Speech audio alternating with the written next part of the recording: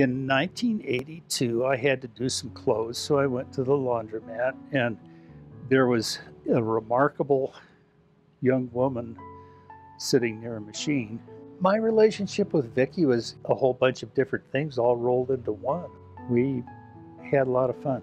A lot of the time I'd go fishing and she'd take her flower press along, and so she'd press flowers and I'd be on a river fly fishing. I'm Judy Baxter, and I have been a friend of Vicki's since I was a small child. It feels like since I was 22. We were both at the University of Denver, me as an undergraduate and her as a graduate student in anthropology. And something bound us together early on. I met Vicki through my husband, Don. Don mentioned to her that I had been working in the nonprofit sector, and she wondered if I could help her out on a project.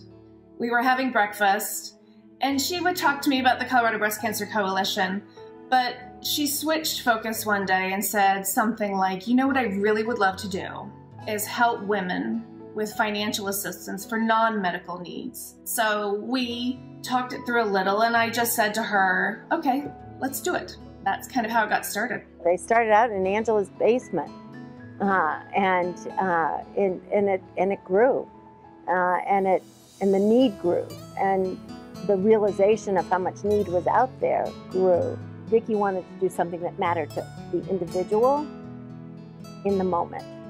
Vicki knew a woman named Donna Rogers, which she had the choice of either feeding herself or possibly losing her house. She just saw that as something that needed to be taken care of.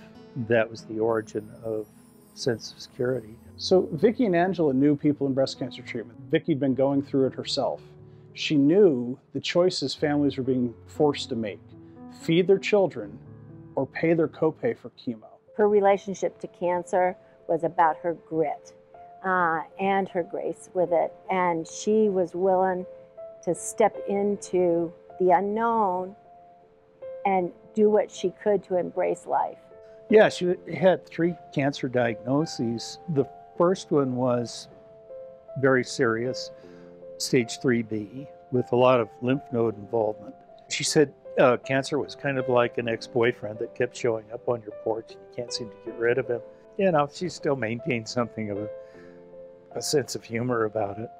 I've been so lucky to have Vicki in my life. She and I created an organization that is the pinnacle of my professional career, and I'm going to miss having a friend who just understands me as who I am. We're very lucky, those of us who have people like that in our lives, and I will forever be blessed to have had her in mine.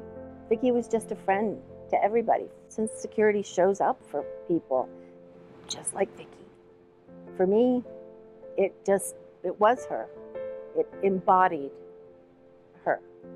I can't think of a time where it's more important than it is right now to help people with that direct financial assistance. It will make going through breast cancer treatment a bit more bearable. So if Vicki was here tonight, I know she'd be thrilled. She'd be so happy to see you all on these little screens. She'd be so happy to know the sense of security was moving forward. But she's not here tonight. And that's tough. And that's hard. But I know she's watching me and she's yelling at me right now to stop this blubberiness and to get on with the business at hand. You, tonight, can help secure the mission of sense of security for the next year, for the next 5 years, for the next 20 years. You will make the difference that she can't anymore. Thank you.